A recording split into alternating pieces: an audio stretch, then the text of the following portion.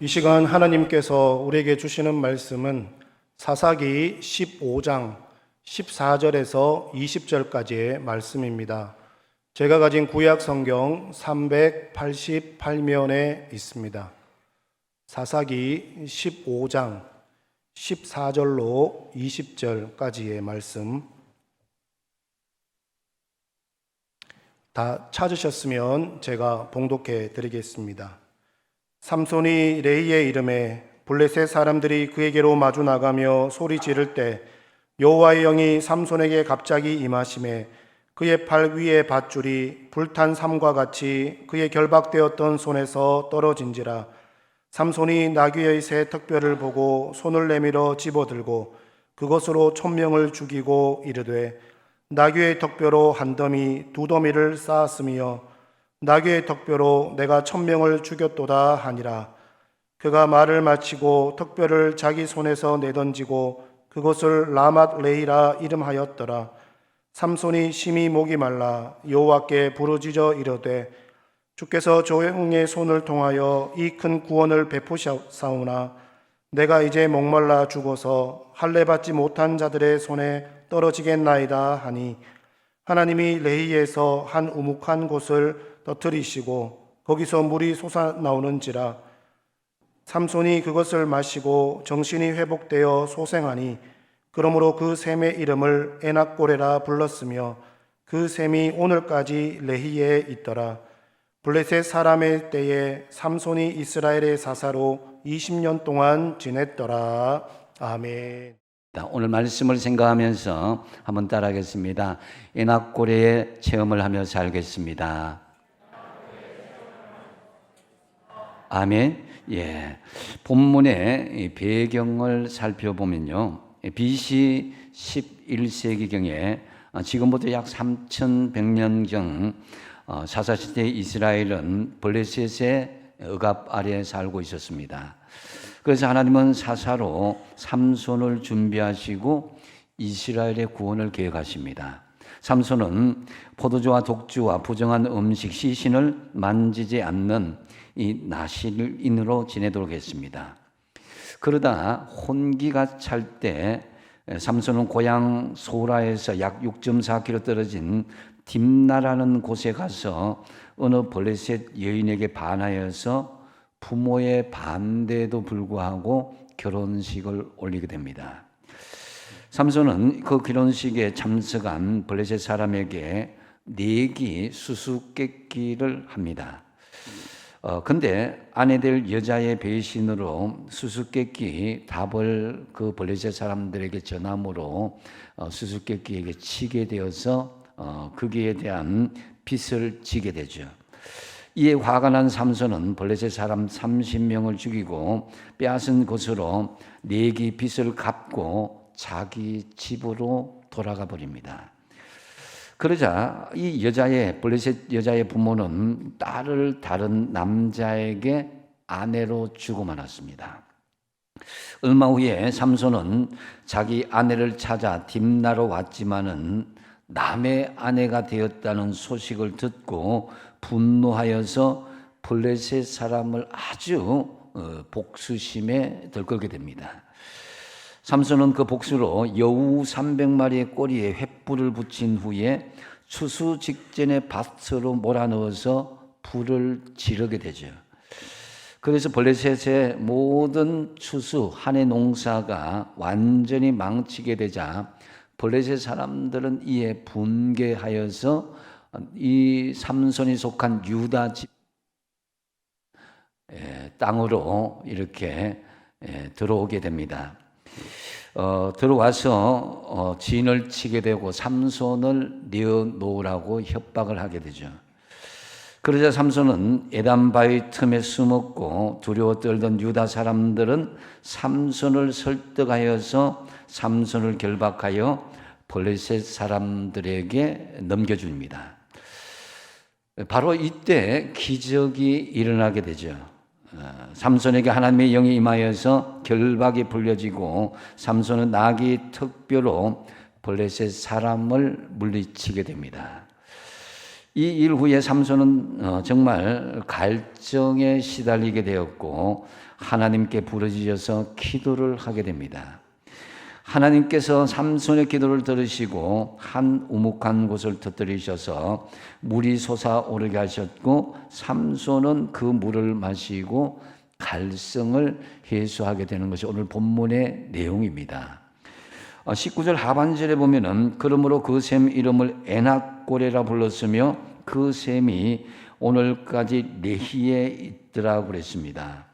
샘의 이름이 바로 에낙고레라고 그러는데요. 이 에낙고레에서 히브리어 에는 솟아나는 우물 혹은 샘물이란 뜻이고 학고레라는 것은 부르짖는 사람이란 뜻이죠. 그래서 합쳐지면은 에낙고레라는 것은 부르짖는 사람의 샘물이다, 샘이다 이렇게 말할 수 있습니다.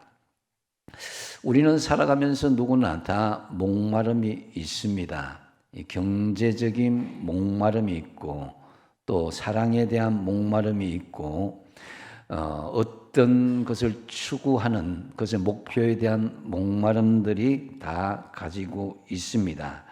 건강과 미모에 대한 목마름이 있고 배움에 대한 목마름도 있고 또 정치에 대한 목마름도 있습니다. 그런데 마셔도 시원하지가 않고 또 채워도 채워지지 않고 가져도 다함이 없는 이 목마름이 누구에게나 다 있습니다.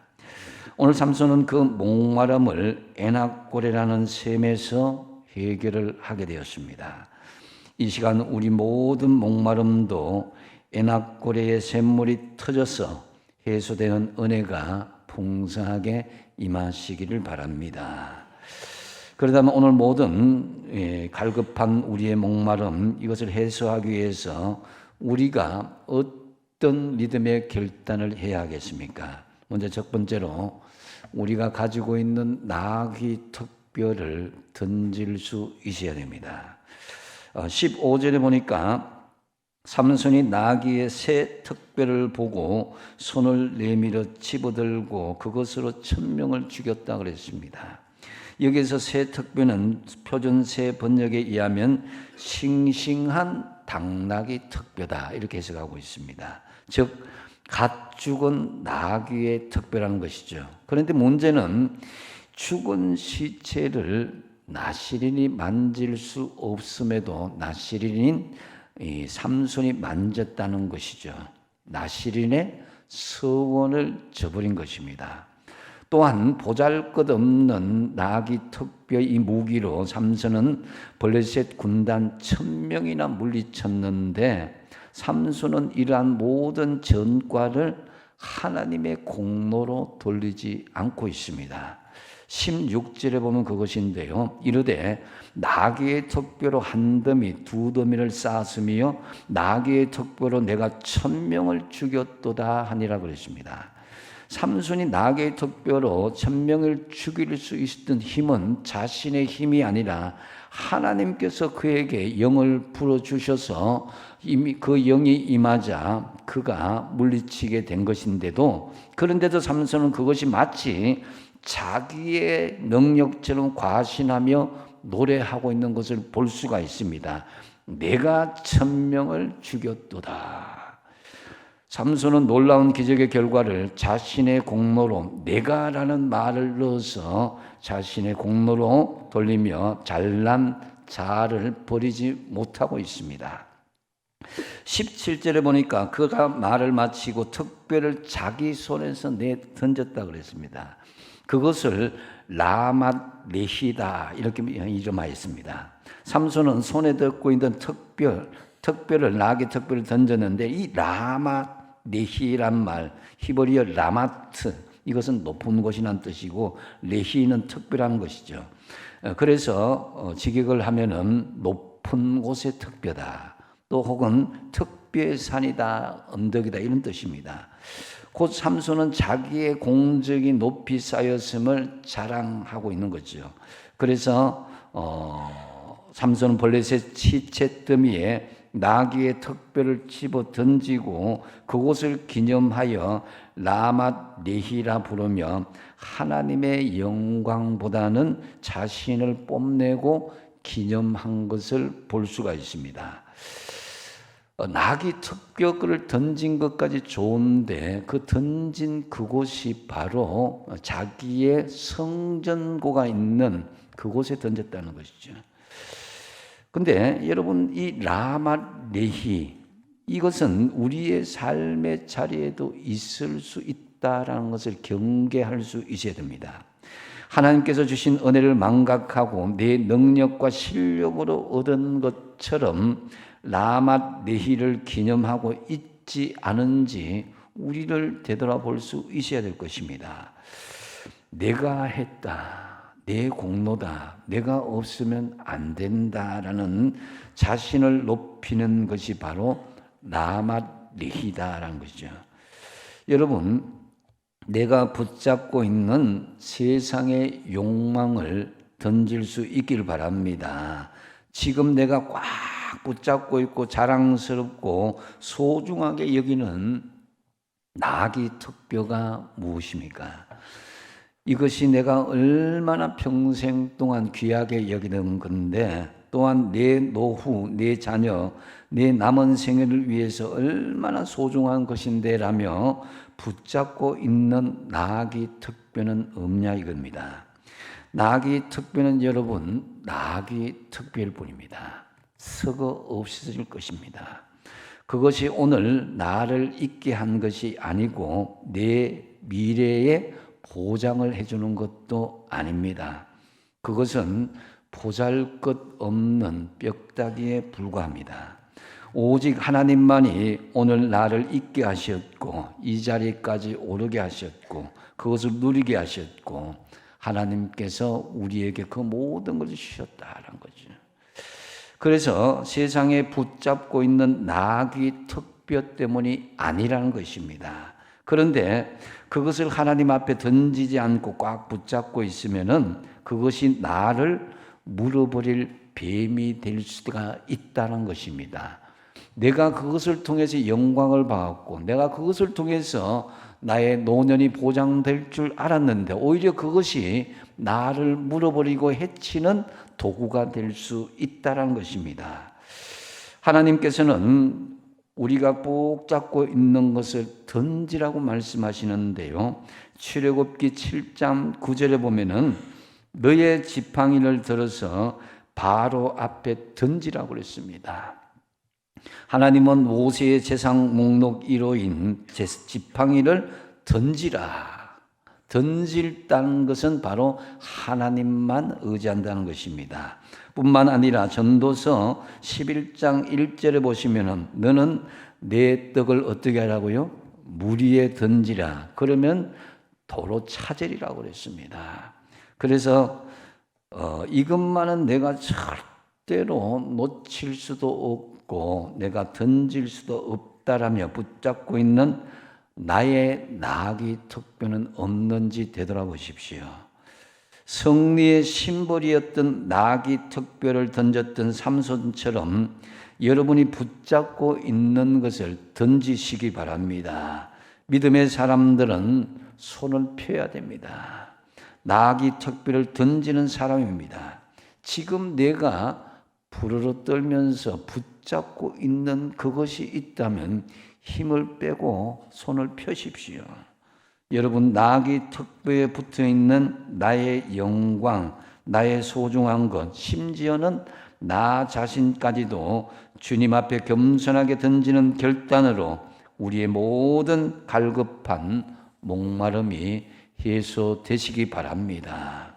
또한 두 번째로 우리 모든 갈급한 목마름을 해소하기 위해서는 목마르면 부르짖으라는 거예요. 16절에 같이 한번 읽어보겠습니다. 16절 말씀 시작. 삼손이 심히 16절 한번 띄워주시기 바랍니다.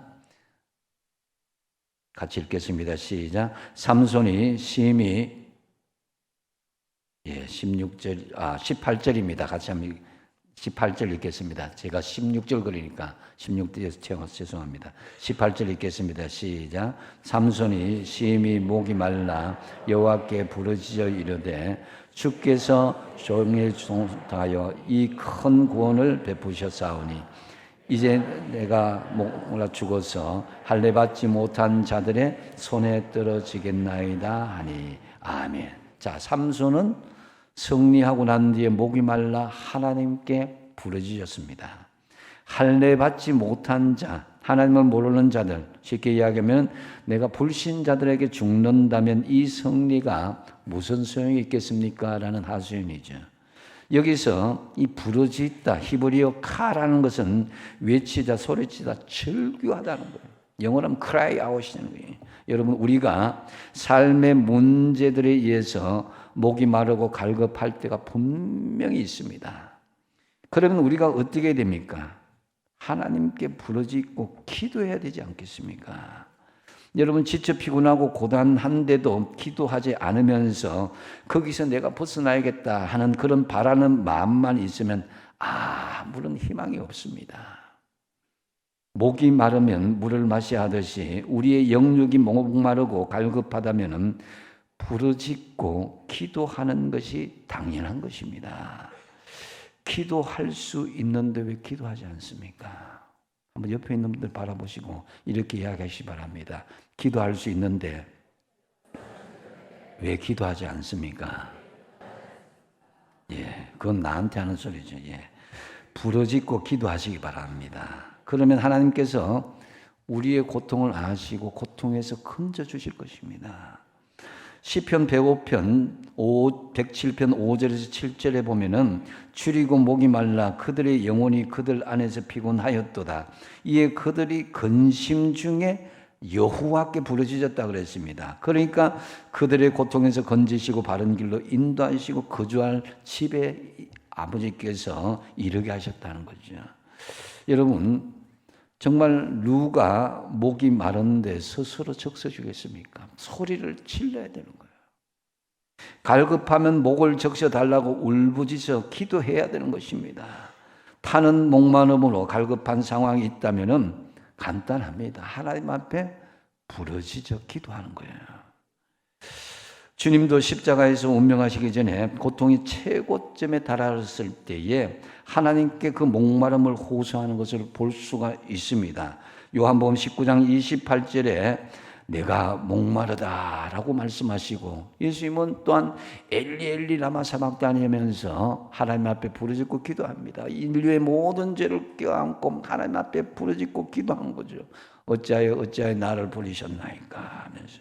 여러분, 삼손은 가만히 이렇게 이 사사기의 앞뒤 전후를 문맥을 살펴보면은 사자를 만났을 때도 기도하지 않았어요. 또 지금 1,000명의 적군을 앞에 두고도 기도하지 않았습니다. 그러다가 지금 블레셋과의 대성 후에 자기가 막 탈진하고 어려우니까 물을 달라고 하나님 앞에 부르짖는 것은 사실 여기에서는요, 단순히 물만 갈급한 것이 아니라 영적인 갈급함을 부르짖는 것이다 라고 할 수 있습니다.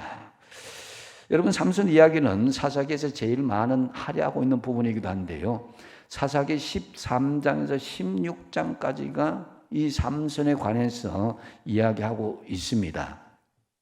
이 사사가 12사사 중에서도 삼손은 특별하게 많은 부분을 할애하고 있는데요, 그 시작이 사사기 13장 1절 이렇게 시작하고 있습니다. 한번 읽어보겠습니다. 시작. 이스라엘 자손이 다시 여호와의 목전에 악을 행하였으므로 여호와께서 그들을 40년 동안 블레셋 사람의 손에 넘겨주시니라. 아멘. 여러분, 이 가장 긴 압제를 받았던 이 삼손 시대였는데 무려 40년 동안 블레셋 이 압제를 당했지만 그러나 그 어려운 상황 속에서도 이스라엘 백성들은 하나님께 간절히 부르짖고 기도하지 않았다는 거예요.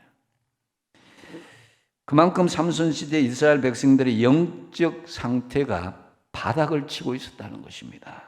여러분, 우리도 나는 뭐 하나님 성령을 받았으니까 뭐 하나님과 교통하고 있으니까 괜찮겠지 이렇게 하지만은 주님 성령 안에서 우리가 성령을 받았더라도 심한 영적인 고갈에 빠질 수 있음을 삼손을 통해서 알 수가 있습니다.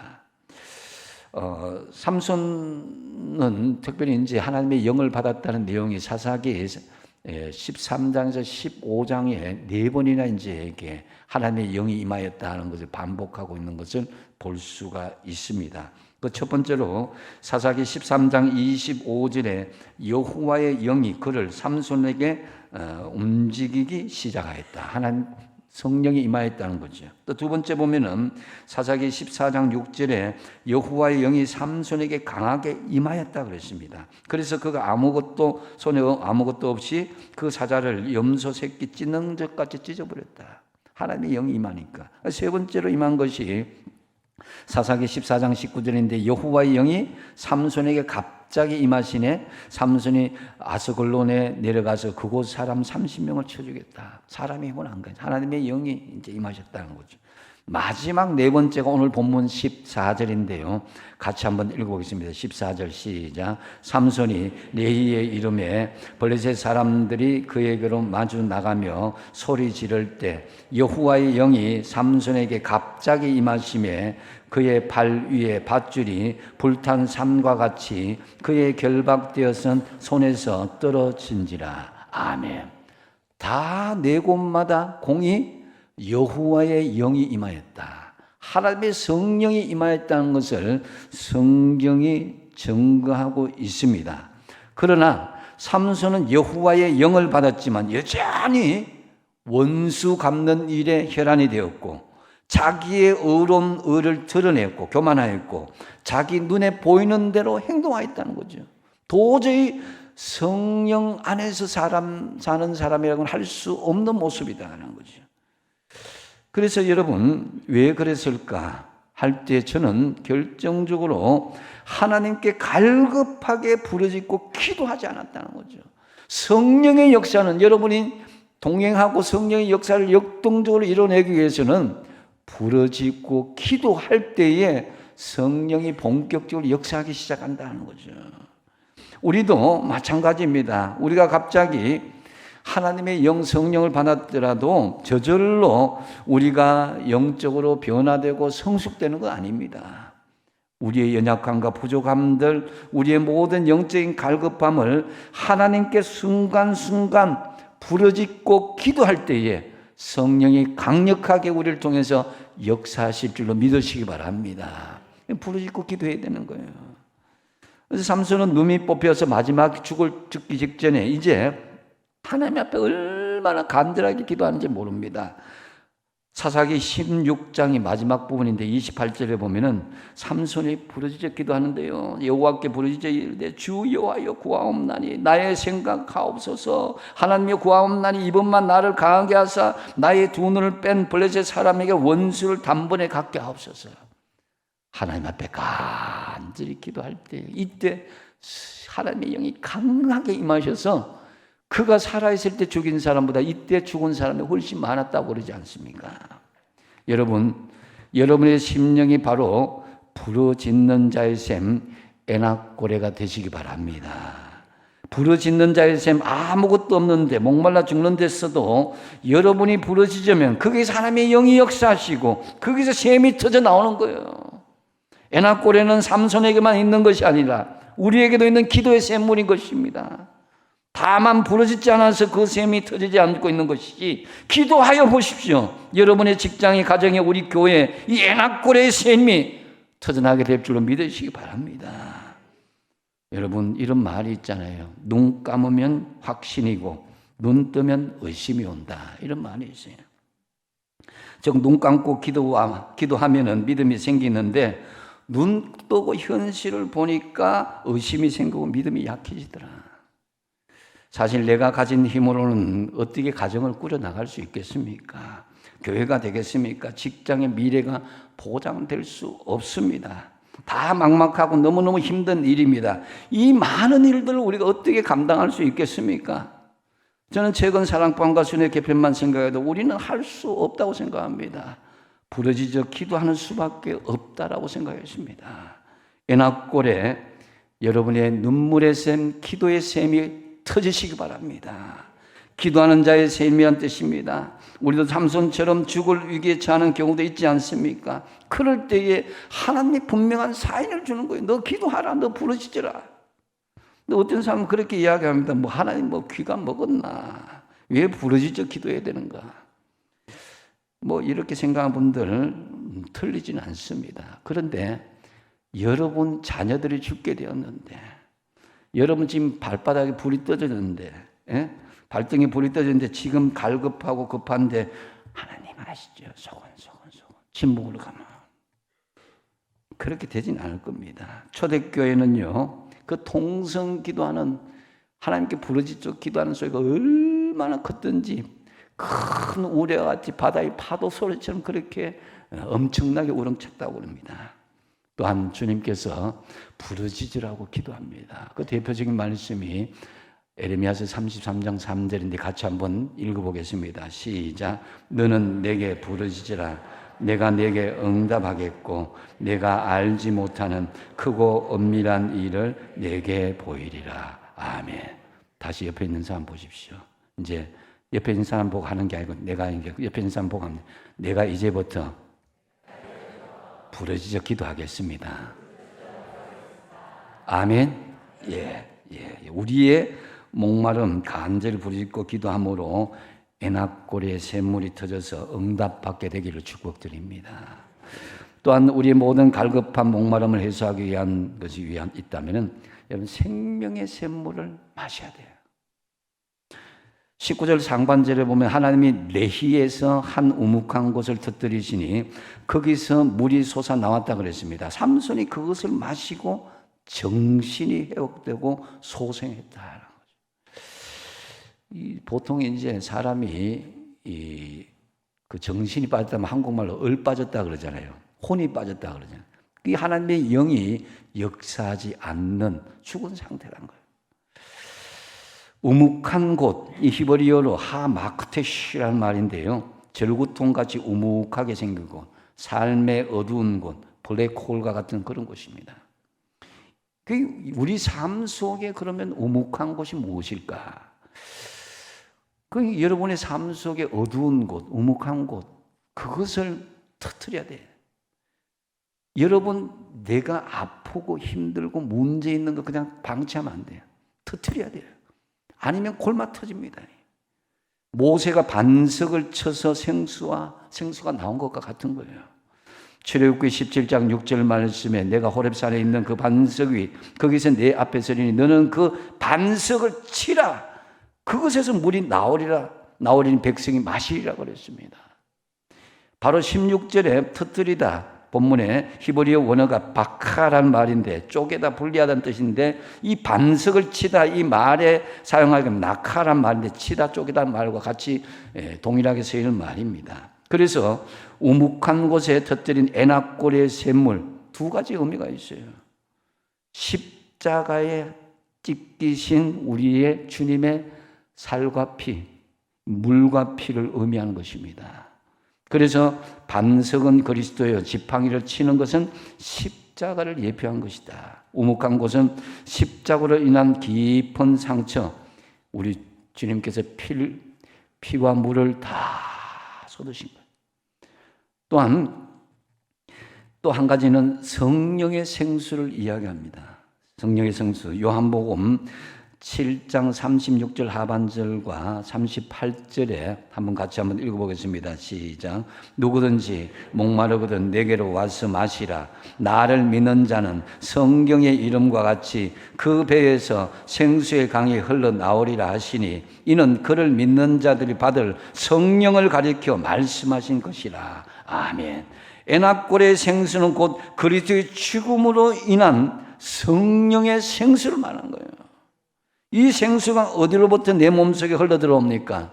에스겔서 보니까 더 구체적으로 47장 6절에서 12절에 보면 성전 문지방 밑에서 흘러나와서 그 물이 발목에 잠기고 무릎에 차고 허리에 차고 마지막에는 성전에 차니까 다 살아났다는 거예요. 오늘날 성령의 생수가 초대교회에 터져 나오고 우리에게도 흘러넘치고 있습니다. 예수 믿고 구원받은 성도들은 여러분의 몸속에 피가 흐르듯이 성령이 공급하시는 예수님의 강이, 성령의 능력이 흐른다는 것을 믿으시기 바랍니다. 그래서 성령의 강물이 내 몸속에 흘러들어와서 여러분의 몸과 마음을 정결하게 하고 깨끗하게 한다는 거예요. 19절에 보면은 삼손이 그것을 마시고 정신이 회복되고 소생되었다. 그래서 여기서 회복되어란 말 히브리어로 슈브인데요. 슈브는 본래의 장소나 상태로 되돌아가는 거예요. 리턴하는 거예요. 그래서 삼손은 라마 레히에서 자신의 영광과 성공을 즐기고 자랑했죠. 그러나 삼손은 그 자리에서 심한 목마름을 느끼고 본래의 자리로 되돌아간 거예요. 교만과 영웅심의 자리에서 겸손과 순정의 자리로 되돌아갔습니다. 삼손이 있어야 할 자리로 되돌아오자 그가 정신이 소생했다. 저와 여러분도 겸손히 본래의 자리, 성령님과 동행하는 자리로 돌아가시기 바랍니다. 그래야만 소생한다는 거죠. 에낙고레는 생명의 샘물이고 여러분 은혜의 샘물이고 기도의 샘물이고 여러분 하나님과의 그런 성령의 흘러넘치는 샘물의 현장입니다. 우리의 연약함과 인생의 허무함을 치유하는 회복의 우물인 것이죠. 우리가 세상에서 열심히 살다 보면은 분명히 실망, 갈증과 목마름이 오게 되어 있습니다. 삶의 허전함과 공허함이 오게 되어 있습니다.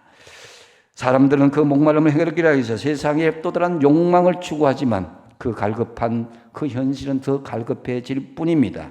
삶의 근원의 목마름은 바로 예수님 안에서만이 성령이 주시는 생명의 샘물로만 해소될 수 있습니다. 그래서 예수님께서 누구든지 목마르거든 내게로 와서 마시라고 말씀하시면서 세상에 주는 물은 목마름을 느끼지만 내가 주는 물을 마시는 자는 영원히 목마르지 아니하리라. 할렐루야. 저와 여러분 에낙고레의 샘물 예수 안에서 성령 충만하여서 몸과 마음이 영이 회복되시기 바랍니다. 말씀을 맺습니다. 우리의 모든 갈급한 목마름을 해소하기 위해서 우리가 어떤 믿음의 결단으로 이어져야 됩니까? 먼저 첫 번째 뭡니까? 나아기 턱뼈를 던지는 거죠.